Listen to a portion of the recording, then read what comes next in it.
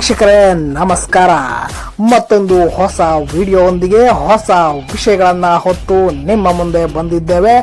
ಸಮಸ್ತ ಕನ್ನಡಿಗರಿಗೆ the writer YouTube ಚಾನಲ್ಗೆ ಸ್ವಾಗತ ಸುಸ್ವಾಗತ. ಪ್ರಿಯ ಸ್ನೇಹಿತರೆ, ನಿಮಗೆಲ್ಲ ರವಿ ಬೆಳಗೆರೆಯ ನಮಸ್ಕಾರಗಳು. ಪ್ರಿಯ ವೀಕ್ಷಕರೇ, ಇದೊಂದು ಧ್ವನಿಯನ್ನ, ಇದೊಂದು ಪದವನ್ನ ಕೇಳಿದ ಕೂಡಲೇ ನಿಮ್ಮ ಮನಸ್ಸುಗಳಿಗೆ ಥಟ್ಟಂತ ಬರುವಂತ ಹೆಸರು ದಿ ಗೋಡ್ ಫಾದರ್. ಪತ್ರಿಕೋದ್ಯಮಕ್ಕೆ ಹೊಸ ಆಯಾಮ ಕೊಟ್ಟ ಜರ್ನಲಿಸಂನ big boss the Ravi Belagere.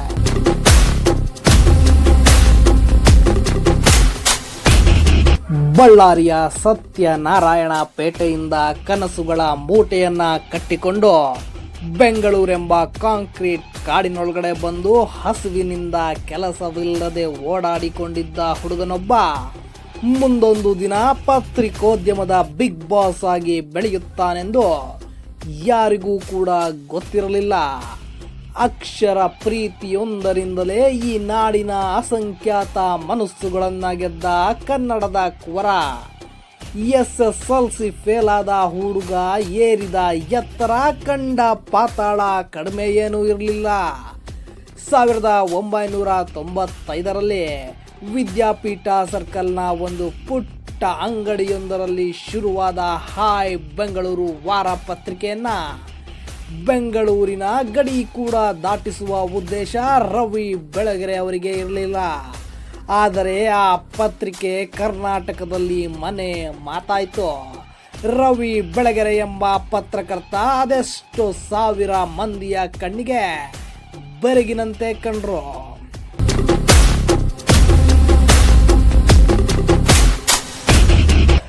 ಬಳ್ಳಾರಿಯಲ್ಲಿ ಹುಟ್ಟಿದ ಹುಡುಗ ಕರ್ನಾಟಕದ ಮನೆ ಮಾತಾಗುವುದಕ್ಕಿಂತ ಮುಂಚೆ ಬಳ್ಳಾರಿಯಲ್ಲಿ ಹಿಸ್ಟ್ರಿ ಮೇಸ್ಟ್ರಾಗಿ ಕೆಲಸ ಮಾಡ್ತಿರ್ತಾರೆ.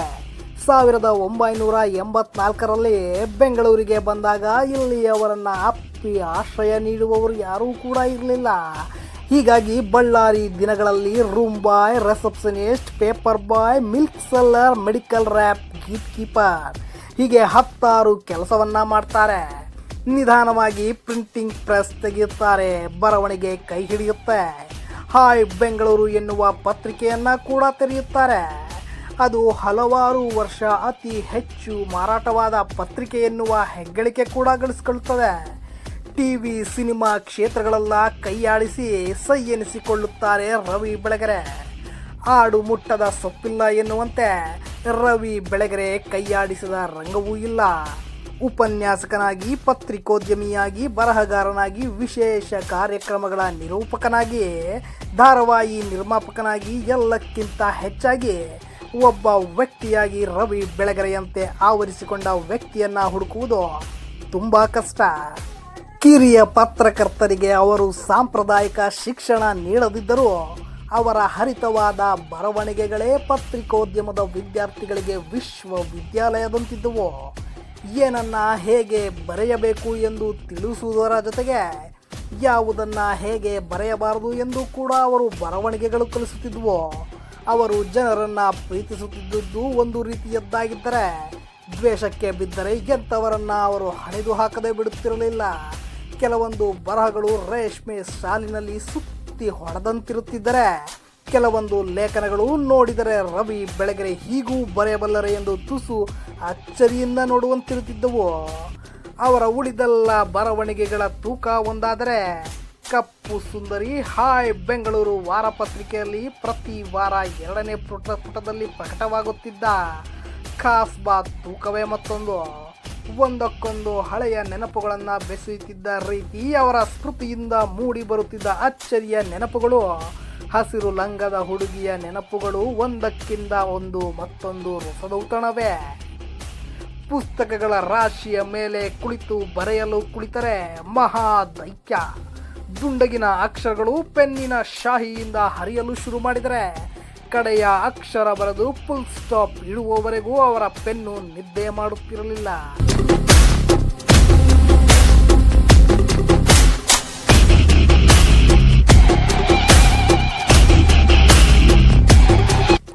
ಕಾರ್ಗಿಲ್ ಯುದ್ಧದ ಸಂದರ್ಭದಲ್ಲಿ ಯುದ್ಧ ಭೂಮಿಗೆ ನೇರ ಹೋಗಿ ವರದಿಗಾರಿಕೆ ಮಾಡಿದ್ದು, ಪಾಕಿಸ್ತಾನದಲ್ಲಿ ಭಯ ಹುಟ್ಟಿಸುವ ಅಡಗುತಾಣಗಳಲ್ಲಿ ಧೈರ್ಯವಾಗಿ ಓಡಾಡಿ ನೀನಾ ಪಾಕಿಸ್ತಾನ ಬರೆದದ್ದು, ಚಂಬಲ್ ಕಣಿವೆ ಇಡೀ ಓಡಾಡಿ ಚಂಬಲ್ ರಾಣಿ ಪೂಲಂದೇವಿಯ ಕಥೆಯನ್ನ ಹೆಣದದ್ದು, ಭೂಗತ ಲೋಕದ ಉದ್ದಗಲದಲ್ಲಿ ಓಡಾಡಿ ಭೀಮಾ ತೀರದಲ್ಲಿ ಪಾಪಿಗಳ ಲೋಕದಲ್ಲಿ ಕಾದಂಬರಿಗಳನ್ನು ಬರೆದು ಮುಗಿಸಿದ್ದು, ಚೀನಾದ ಯುದ್ಧದಲ್ಲಿ ರಾಜಕೀಯ ಕಾರಣಕ್ಕೆ ಬದುಕನ್ನ ಕಳೆದುಕೊಂಡ ಸೈನಿಕನ ಕಥೆಯನ್ನ ಹಿಡಿದು ಅದ್ಭುತವಾದ ಹಿಮಾಲಯನ್ ಬ್ಲಂಡರ್ ಪುಸ್ತಕವನ್ನ ಕಣ್ಣೀರು ಸುರಿಸುತ್ತಾ ಬರೆದದ್ದು, ರಕ್ತ ಸಿಕ್ತ ಇತಿಹಾಸವುಳ್ಳ ದಾವೂದ್ ಇಬ್ರಾಹಿಂ ಬದುಕಿನ ಬಗ್ಗೆ ಡಿ ಕಂಪನಿ ಎಂಬ ಪುಸ್ತಕವನ್ನ ಬರೆದದ್ದು, ಸಂದೀಪ್ ಉನ್ನಿಕೃಷ್ಣನ್ ಎಂಬ ದಿಟ್ಟ ಸೈನಿಕನ ರಾಷ್ಟ್ರ ಪ್ರೇಮವನ್ನ ಸುಂದರವಾಗಿ ಬರೆದದ್ದು, ನವಿರು ಪ್ರೇಮ ಕಥೆಯ ನೀ ಹ್ಯಾಂಗ ನೋಡಬೇಡ ನನ್ನ ಹೇಳಿ ಹೋಗು ಕಾರಣ ರಾಜ್ಕುಮಾರ್ ಲೀಲಾವತಿಯವರ ಪರದೆಯ ಹಿಂದಿನ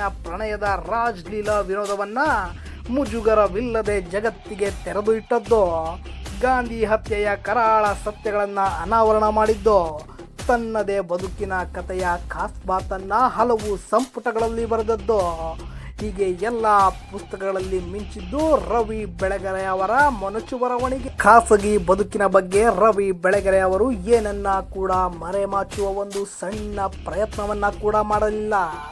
ಅದರ ಬಗ್ಗೆ ಒಂದಿಷ್ಟು ಹೇಸಿಗೆ ಇಲ್ಲದೆ ಅವರು ಹೇಳಿದ ಮಾತು ಏನಂದ್ರೆ, ನನಗೆ ಜೀವನದಲ್ಲಿ ಎಲ್ಲವೂ ಎರಡೆರಡು ಆಗಿ ಹೋಯಿತು. 2 ಹೆಂಡತಿ, 2 ಗಂಡು ಮಕ್ಕಳು, 2 ಹೆಣ್ಣು ಮಕ್ಕಳು, ಸಿಗರೇಟ್ ಮತ್ತು ಹೆಂಡ 2 ವ್ಯಸನಗಳು.